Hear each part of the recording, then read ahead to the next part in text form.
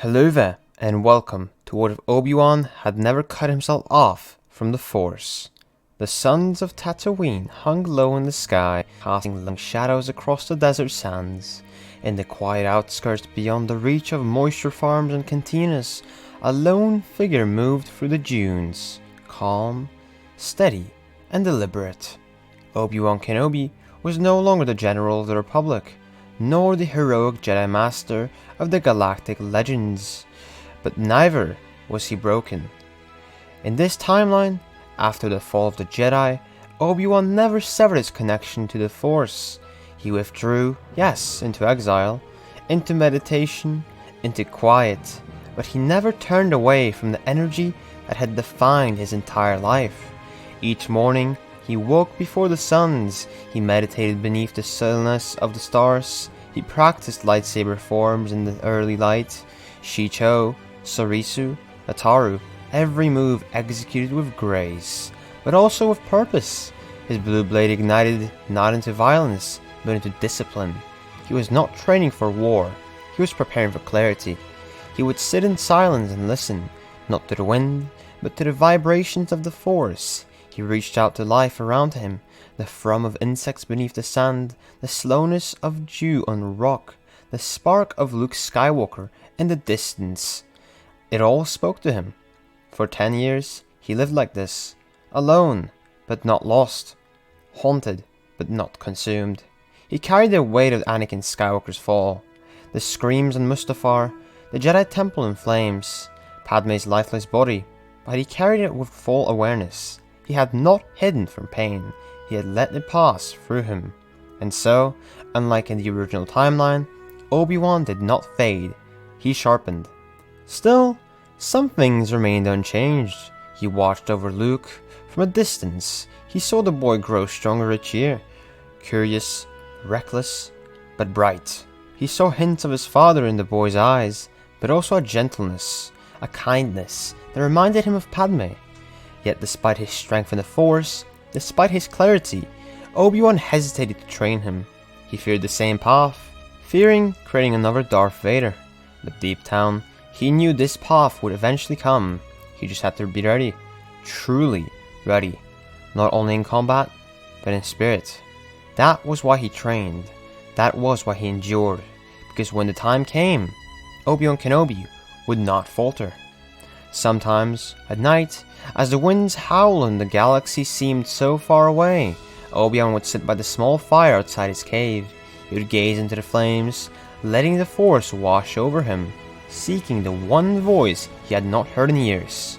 Qui-Gon Jinn. He whispered to his old master's name in the darkness.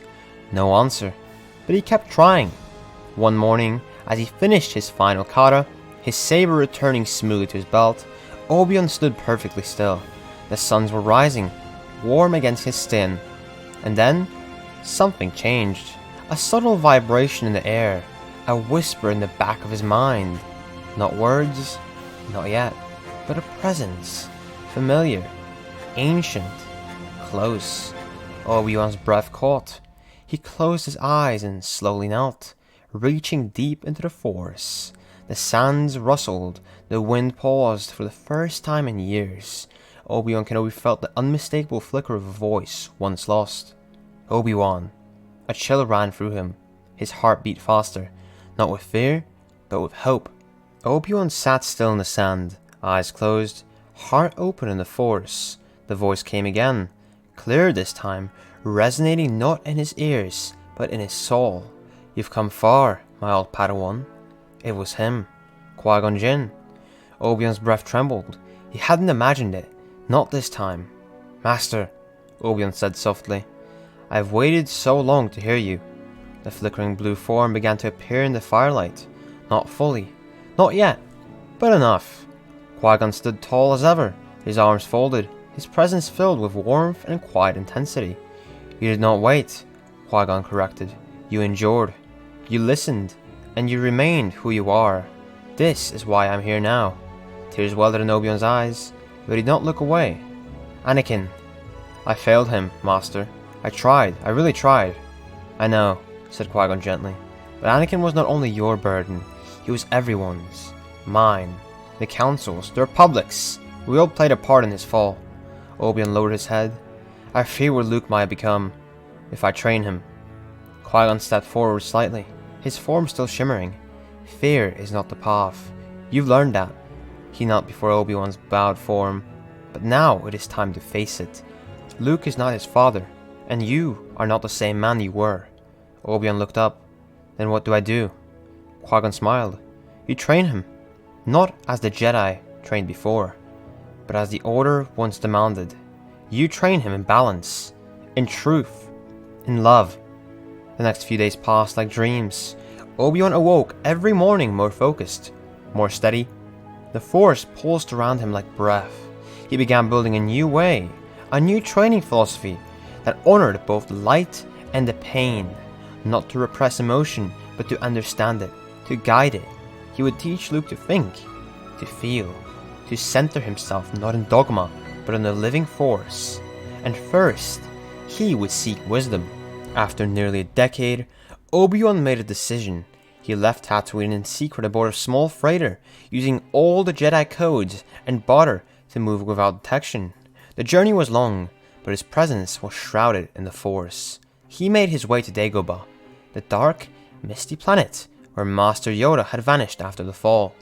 Landing near a swamp, he took only his robes and saber and ventured into the overgrown jungle. In the air, the dark side lingered like a shadow, but he was not afraid. He felt drawn, almost magnetically, to a specific place, a twisted tree, hollowed with the ancient corruption. This is it, he whispered. He stepped into the cave. Unlike Luke, Obi-Wan did not bring fear into the cave. He brought memory, reflection, will. The shadows warped around him. He saw flames, the Jedi Temple, younglings screaming, Anakin's eyes, burning gold. But then, another figure. Obi-Wan himself, cloaked in black, ignited a red lightsaber. He stared at his own reflection, at the idea of what he might have become. He had turned away from compassion. You are not me, Obi-Wan said. The dark form loomed. They clashed blades in a flash of crimson and blue. The cave shook, but Obi-Wan did not strike to kill. He stepped aside, closed his eyes, and extinguished his saber. You are my fear, not my future. And with that, the shadow faded. When he emerged, Yoda was waiting. He had sensed Obi-Wan's approach days ago, and had watched with quiet pride as the once fallen Jedi proved his strength in the shadow of the dark. Stronger you are, Yoda said, his cane tapping to the ground. Clear your mind has become. Obi-Wan bowed. Master Yoda, I've come to ask for your help. Yoda gave him a long look. Help or purpose? Obi-Wan nodded. Both. I'm training Luke. I've created something new, something better. Yoda closed his eyes. Silence. Then, meditated, I have. Stronger, I have become. Trained, I have. Learned more, I have. Time to come out of exile. It is. With you, I will go, Obi-Wan. The twin sons of Tatooine cast long shadows as Obi-Wan's ship returned, cutting across the familiar horizon. But this time, he wasn't alone. Yoda sat in quiet in meditation within the vessel, his green skin faintly illuminated by the console lights. It had been years since he had walked among others, even longer since he had felt purpose flow through him like this. Tatooine, Yoda murmured as he descended. So barren, yet so full of destiny. Obi-Wan nodded, eyes fixed on the moisture farms below. We've both spent too long in exile, Master. The two Jedi made their way to Obi-Wan's small home. Barely a hut, but now a sanctuary. Yoda examined it, touching a hand to the stone wall and smiling faintly. Home, it is. Even Jedi need shelter. Obi-Wan chuckled. It's better with company. They didn't waste time. For days, the two trained. Obi-Wan sparred with Yoda, meditated in the dunes, and connected with the Force more deeply than ever. His training with Luke resumed as well. Short sessions, gentle teachings, designed to awaken, not overwhelm. Yoda observed the boy quietly, impressed by the foundation Obi-Wan had laid. Much potential the boy has, Yoda said one night. Like his father, but tempered, he may be. Safer, he might become. Obi-Wan stared into the stars, sensing the ripples forming in the galaxy. We'll guide him together. when the time is right. That night, a beeping sound echoed from Obi-Wan's hidden holoprojector, an old frequency, one that hadn't been activated in a decade. Obi-Wan and Yoda exchanged a look. The Jedi Master activated the feed. The image of Senator Bail Organa flickered into view. He looked haggard, distressed, and alone. "Obi-Wan," Bail said breathlessly, "I wouldn't contact you unless it was urgent." "Leia, she's been taken." Obi-Wan's blood froze. "How? By whom?" "We don't know. A group posing as bounty hunters, possibly Inquisitor connected. They knew who she was, not a Jedi, but important. Alderaan security has been compromised." Yoda stepped forward, arms crossed. "And why call us? The Senate still stands." "Barely," Bail said bitterly. "You're the only ones I trust. And Leia, she's more than just my daughter. You know that." Obi-Wan nodded. "I'll go." Bail's image leaned in. "Thank you, old friend." Then the feed cut. Obi-Wan turned to Yoda, already gathering his cloak and gear. "I have to go." Yoda simply nodded. "Go you must, but alone you are not." Obi-Wan hesitated. "You'll stay?" Stay I will. Watch over Luke, I shall. Prepare him." Gently. Obi-Wan smiled, gratitude in his eyes. "Thank you, Master." The ship launched under the starlight. Obi-Wan stared into the viewpoint, his mind filled with Leia, her bravery, her stubbornness, her strength. Even at 10 years, she carried the fire of both Anakin and Padme, but she had been taken, and there was only one man who could get her back. The Jedi Knight who was no longer hiding, the warrior who trained every day, the man who had heard Qui-Gon's voice, who had walked into the dark and come out stronger. "I'm coming, Leia," Obi-Wan whispered. And with that, his ship disappeared into hyperspace. Obi-Wan stepped off the ship in Daiyu, his brown cloak flowing behind him. His presence in the Force wasn't hidden. Not anymore. He walked with purpose, stronger than ever, every step echoing with quiet resolve. He moved through the neon alleys with speed and precision, his senses sharp, scanning for Leia. He didn't need to hesitate. He could feel her fear, faint and flickering, but still burning. This wasn't a man searching for himself. This was a Jedi on the hunt. The Inquisitors feel it. The moment Obi-Wan stepped off-world, the ripple in the Force was like a thunderclap. Reva, the third sister, lifted her head sharply while interrogating a frightened informant. "He's here." The fifth brother frowned. "Who?" Reva's eyes narrowed. "Kenobi. But he's not the same." She could feel it. An overwhelming wave of light, focus, and raw power. He's stronger. The rescue in Dai was swift, more precise than the original timeline. Obi-Wan never faltered, never doubted. He tore through the bounty hunters with minimal effort, using the Force with confidence. His lightsaber? Still hidden. But the shadows obeyed him now. Blasters missed, enemies were thrown back before they could draw. Leia was skeptical at first, but the moment he reached out to her, gently through the Force, showing her warmth, calm, and safety, she followed. "Who are you?" she asked quietly, as they fled. "A friend," he said with a small smile. "One who knew your mother." Back on Tatooine, Yoda trained Luke in the ancient ways. Slowly, carefully, but with intention. Yoda taught him to listen, to feel the creatures in the sand, the wind in the air, the pulse of life around him. The boy was young, but curious, and eager. He never called it Jedi training. Not yet. But he listened, he meditated, he learned. And Yoda, he found joy again, in teaching, in laughter, in hope. On Mapuzo, the ambush came, but this time, Obi-Wan wasn't broken. He was a storm cloaked in calm. When Reva struck, he met her with pure skill, blade to blade, no hesitation. "You've trained," she hissed. "So have you," Obi-Wan replied, parrying smoothly, but with anger. Their duel scorched the air. Obi-Wan's lightsaber glowed with unmistakable control. Reva tried everything: aggression, speed, rage. But Obi-Wan's defense was perfect. He didn't seek to kill her, just to stop her. And finally, with one brilliant disarm and a force push, he ended it. "You don't have to be like this," he told her as she lay stunned. "You can walk away." She didn't speak, but she didn't chase him again. When Darth Vader came for him, the confrontation was nothing like before. On the mining world, the dark figure descended from a ship, terror radiating off him in waves. Civilians fled as their air turned to ice. Obi-Wan stood alone, lightsaber ignited, fearless. Ready. Anakin, he whispered. Vader ignited his own blade. That name no longer has any meaning for me. Their duel was thunderous, lightsabers clashing with explosive force, but this time, Obi-Wan didn't hesitate. He fought with everything he'd gained. Daily training, deep meditation, the clarity of purpose that only the light side could bring. Vader still overwhelmed with brute strength, but Obi-Wan moved like water, flowing, redirecting, anticipating. At the moment Vader tried to drag him through the fire, Obi-Wan flipped high in the air, landing across the flames. Unscathed, he didn't flee in desperation. He withdrew by choice, still protecting Leia, still thinking several moves ahead. With allies like Tala and now inspired underground network, Obi-Wan brought Leia back to Alderaan swiftly. Bail Organa sighed in his eyes.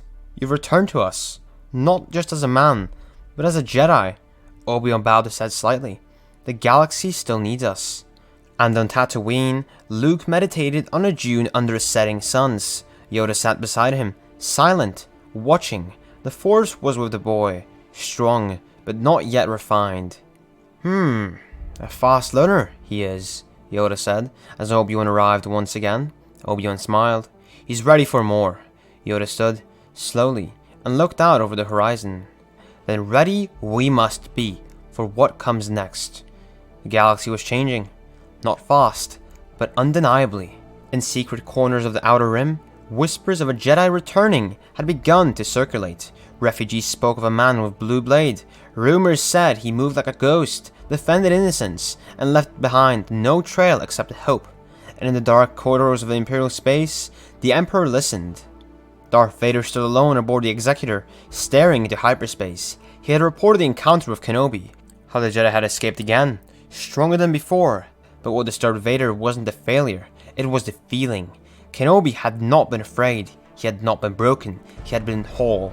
And something else. In that fight, Vader had seen it again, for the first time in years. The Jedi way. That small ember in Vader's mind, long buried, now flickered with doubt. He called me Anakin, Vader muttered.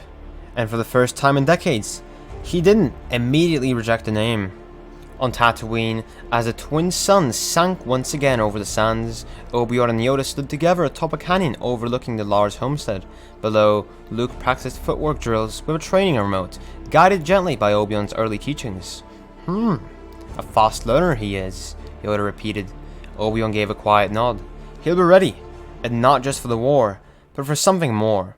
They stood in silence, wind brushing their robes. Then, suddenly, a warmth in the Force, a shimmer, a glow. Qui-Gon Jinn appeared before them. My old friends, he said with a proud smile. You've done well. Yoda bowed. Obi-Wan stepped forward. Master, I'm ready. Qui-Gon nodded solemnly. Then it's time we speak of destiny. The three Jedi, two living, one luminous, spoke deep into the night of the Chosen One, of balance, of the Force beyond the Jedi Code, and of the failure. On Alderaan, Leia Organa practiced hand-to-hand combat with her Royal Guard instructors. Bail Organa watched from the balcony as she flipped an armored guard on his back, breathing hard but smiling. Then, she paused, looked around. Something brushed her thoughts. A feeling, like someone far away was calling to her. Leia, Bail asked. She looked up, puzzled. I just felt something. Someone. He hesitated. Do you remember that man you met? The one who rescued you? Leia nodded slowly. The Jedi. He is still watching over you. Leia looked to the sky. A spark had ignited in her. One she couldn't explain. Not yet, but one day, she would. Across the galaxy, the Force awakens. The Jedi weren't back. Not officially. Not yet. But they were no longer fading. Not forgotten. Obi-Wan Kenobi stood tall in the light. Yoda, the Grand Master of old, was ready to teach again.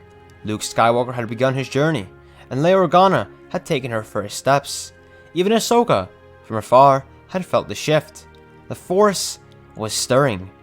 The Jedi are not gone, Obi-Wan said, watching the stars.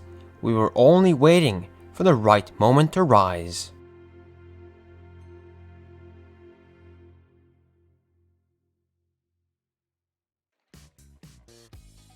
And that is it for what if Obi-Wan Kenobi had never cut himself off from the Force. Now, this is an open ending, just like the previous what if, which means that this totally allows for part 2 if you guys would like to see that. So, if you guys want to see a part 2 of this what if and have a completed story, let me know down below in the comment section of this video. Also, I appreciate any sort of comments of feedback, suggestions, really anything. Please comment down below. I appreciate all comments.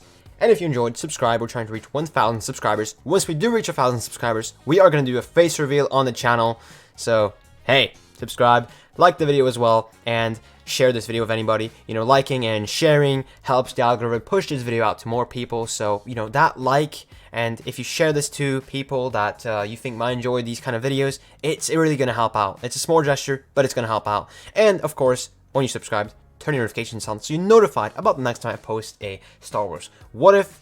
Also, please do join our Discord server. Link is in the description. We're trying to expand our community over there. And if you want to support the channel and get exclusive perks, consider joining our Patreon. Link in the description. And that's it for this video, guys.